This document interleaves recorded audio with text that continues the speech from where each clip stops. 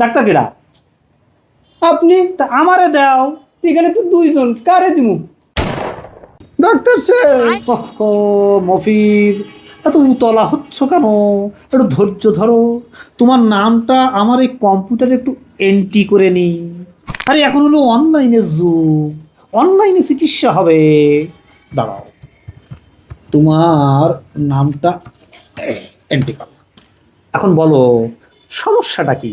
Doctor সাহেব, আমি তো একটা খুব সমস্যার মধ্যে পড়েছি। ওরে বাবা, সমস্যার মধ্যে পড়েছো বলে তুই এখানে আইছো, এখন সমস্যাটা কি সেটা বলো। আমি এক জিনিস দুইটা করে দেখতেছি। হ্যাঁ, বলো কি? সে তো মারাত্মক সমস্যা।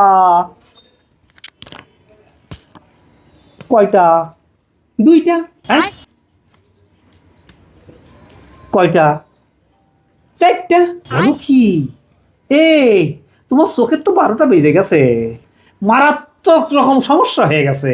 अबे साले এর থেকে এখন মুক্তির উপায় একমাত্র অপারেশন।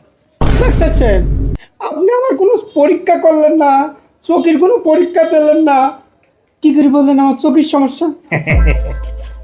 কটা বলিছো? দুইটা।